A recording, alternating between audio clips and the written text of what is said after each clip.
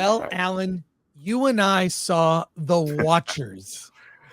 And it's not an M. Night Shyamalan movie. It's directed by his daughter, Ishana Night Shyamalan. Ishana directed this. So, Alan, tell me the story of The Watchers. Okay, so here we go. Stars Dakota Fanning, who plays Mina. She is living in England. Oh, I'm sorry, she's living in Ireland, and she works at a pet shop. And one day, of course, there's a backstory there. I'm not going to get into it, but she's asked to deliver a parrot to an undisclosed location. She drives out into the middle of the forest where her car stalls. She doesn't know what to do. It's getting dark, getting creepy, and there's ominous sounds. And she sees a house and a door opens. She finds an old lady. She follows the old lady to this house. The old lady says, "If you want to live, get inside." She goes inside, and she finds herself in the coop with 3 other people: the young Ciara, the even younger Daniel, young man, and Madeline, who's the oldest of them. And they tell her to, as night falls, there's a giant mirror. Madeline tells all 3 to stand in front of the mirror, and they hear these weird sounds. It's these creatures who are watching them.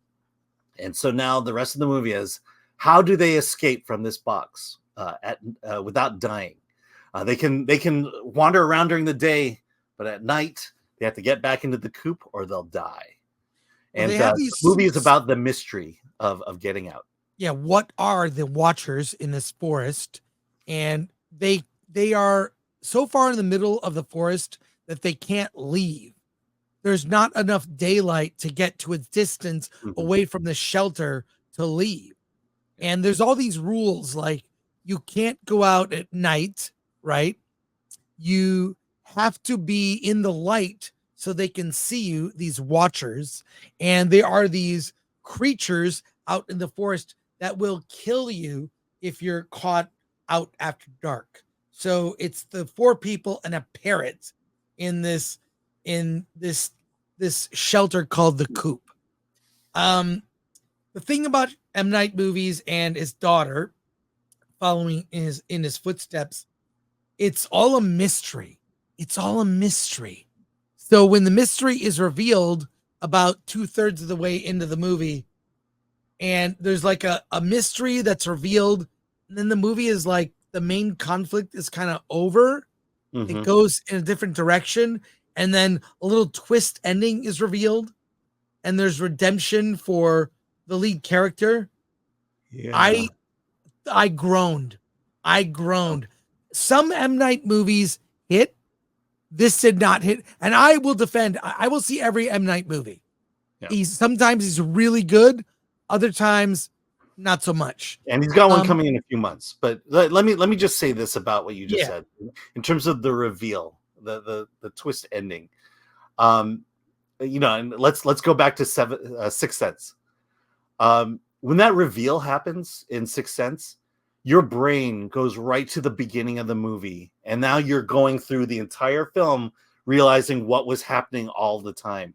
When this reveal happens, you don't care, because there's no consequence to that. And so this need to go back to the beginning of the movie is just not there. And that's the problem, is the reveal is only relevant to the beginning of the 3rd act. The first 2 acts are all about this mystery box, this escape room, so to speak. It's the first 2 acts is an escape room mystery. And then the solution comes out. And everything that happens during the solution is irrelevant to what happened in the first 2 acts, and that's the problem with this movie. It tries to be an M. Night movie, and it's not. Well, his daughter is making it for herself, I guess. The actors are fine. I thought a lot of the effects looked too digital to me. Like, I don't like when makeup stuff is done digital. It looks fake, and I don't like it. Like there's some supposed to be horrifying moments, like someone screams and their mouth is like too much bigger than a real than a mouth would be, and it looks weird. It did the effects did not work for me. And Yeah, there's like I think about. Oh, go ahead. No, there's to that there's point, well, I'm sorry. I just gotta say this. The creatures at the please. end look super digital. Look absolutely digital. Yes. But That's what I'm remember saying. Signs? Remember in Yeah. Signs when the alien first appears, how creepy that was? Yeah. That was done well. And I here, like Signs. I will yeah. defend that movie. But the reveal of the alien in Signs was frightening.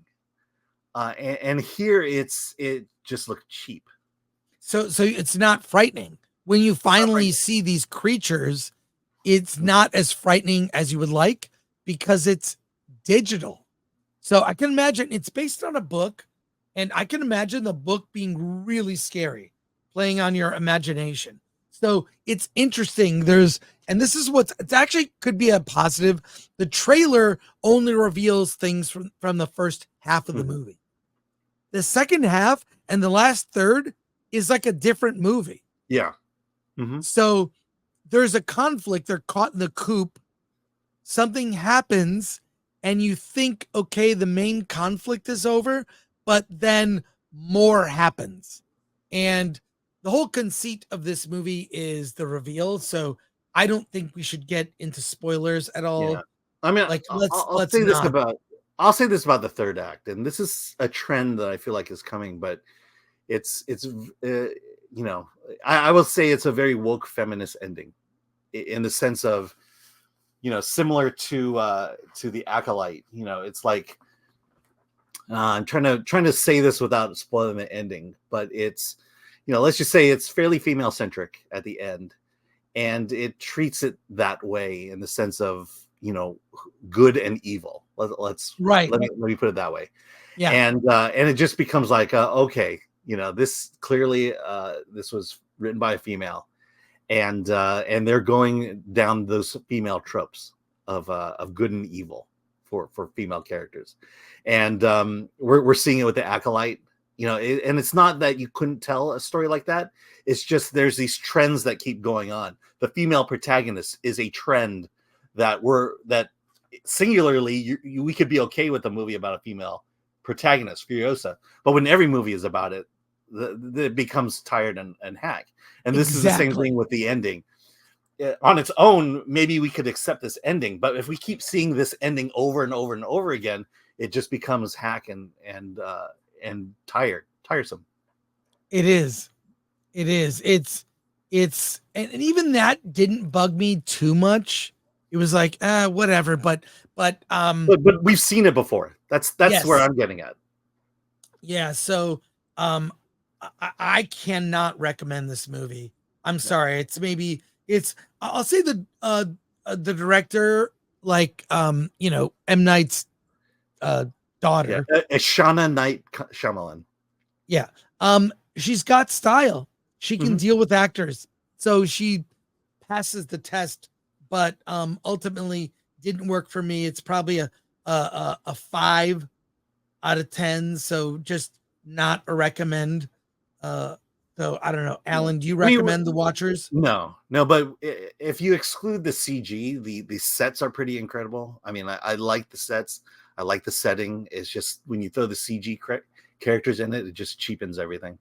And I felt that they spent way too much time talking about the lore, like, because they're in Ireland, and this is something that was part of Irish. So they could keep introducing things about the lore that are like, I don't need that much info. Just tell me. No, go ahead. Yeah. No, the thing is when the identity of the creatures are revealed, again, it has nothing to do with the first act, with the events of the first act. There's no connection that we can make between what these creatures are and what was happening in the beginning of the movie. Yeah. All right. There you go. 2 non-recommends. Yeah. I mean, hell, the book must be incredible, and she just lost the heart of the book. Maybe that's true. That's probably the best thing I can say. Yeah, I can imagine reading this and being terrified. But when the creatures are revealed and they look, like fake digital effects, Yeah. then you lost me. I'm Yeah. sorry. Or the rules and the reasons they're there. I feel like, I mean, they've had to have optioned the book for a reason, and the book must have been popular for a reason. I've not read, I don't know anything about it, but I'd hate to think that it's as vapid and lacking depth as this movie is. I feel like the book has to be much better than what the movie presented.